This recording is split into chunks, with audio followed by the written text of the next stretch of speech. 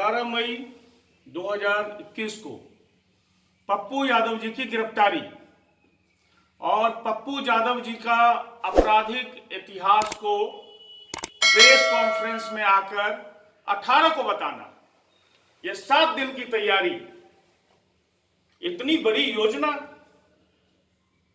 32 साल पुराना केस, बिना नोटिस सर्व कराए राजीव प्रताप रूडी के ऊपर जब पप्पू यादव जी ने प्रहार किया, उनके काले कारनामों को दिखाने की कोशिश की, तो गिरफ्तार करके जेल भेज दिया। प्रेस कॉन्फ्रेंस में उन्होंने क्या कहा कि पप्पू यादव जी एक एमपी होके हमारे घर में घुस जाते हैं। फिर उन्होंने क्या कहा, जहां एम्बुलेंस था वो मेरा घर नहीं है, वो एक सरकारी जगह है। राजीव प्रताप रूडी जी आखिर क्या बयान करना चाहते हैं?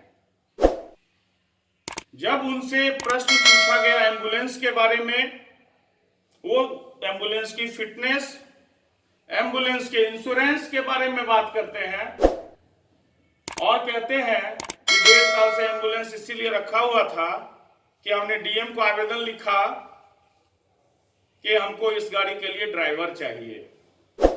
और कहते हैं एम्बुलेंस सर्विस ये बहुत अच्छा दे रहे हैं। एक तो एम्बुलेंस सर्विस देने वाला मेंबर ऑफ पार्लियामेंट कोई नहीं होता। अगर मेंबर ऑफ पार्लियामेंट खुद से एम्बुलेंस सर्विस दे रहा है तो यह गैर संवैधानिक है और उनके ऊपर एफआईआर होना चाहिए। पहली बात तो यह काम, एम्बुलेंस के फिटनेस का काम, इंश्योरेंस का काम, ये वहां के डीएम का है, ना कि किसी माननीय सांसद का। उन्होंने पप्पू यादव जी को सबके सामने अपराधी घोषित करने के लिए कहा कि हथियार कांड, पप्पू यादव जी के हथियार से जोड़ा गया पप्पू यादव जी को।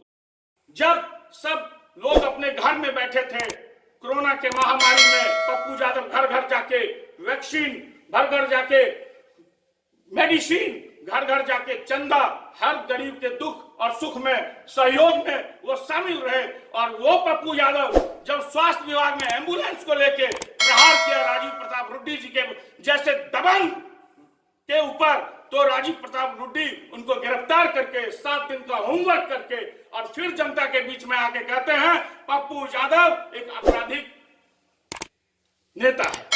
क्या वो सुप्रीम कोर्ट से ऊपर हो गए राजीव प्रताप रूडी जी, जो सीधा हाई कोर्ट के ऑर्डर को चैलेंज कर रहे हैं? वहां से आप ऑर्डर आने दीजिए। आप कह रहे हैं कि डिस्ट्रिक्ट कोर्ट में पनिशमेंट हुआ, हाई कोर्ट से एक्वाइटेड हुए, हाई कोर्ट से एक्वाइटेड हुए। अब इस मैटर में आप उनको भी दोषी नहीं कर सकते। Supreme court is the supreme power. अगर सुप्रीम कोर्ट का ऑर्डर है तो ये नहीं है कि पप्पू यादव सुप्रीम कोर्ट के ऑर्डर को काट देगा। ट्रायल है, आपकी सरकार है, ट्रायल कंप्लीट कराइए, स्टेट गवर्नमेंट का काम है, उसका जल्दी विटनेस कराइए, सजा कराइए, एक्वाइटल कराइए। आप लोगों ने पप्पू यादव को अपराधी बना के रखा है, उसका ट्रायल कंप्लीट नहीं करा के, कि ये कल को भारत का एक दबंग मंत्री नहीं बने, बिहार का एक दबंग मुख्यमंत्री नहीं बने, इसलिए पप्पू यादव का ट्रायल आप लोगों ने कंक्लूडेड नहीं होने दिया। कोरोना काल में आप बताइए, आप कहते हैं हमारा सारण जो है वो बेस्ट है, सारण को हमने बहुत अच्छा बना के रखा है। कोविड का परसेंटेज बताइए, कोविड पेशेंट का परसेंटेज बताइए। आप अपने सारण में उस हॉस्पिटल का वीडियो वायरल कीजिए जो एक आपका आदर्श हॉस्पिटल हो। आप अपने सारण में हमको एक मेडिकल इंस्टीट्यूशन दिखाइए जिसका इंडिया में नाम हो। आप एक सारण में एक इंजीनियरिंग इंस्टीट्यूशन दिखाइए जिसका इंडिया में नाम हो।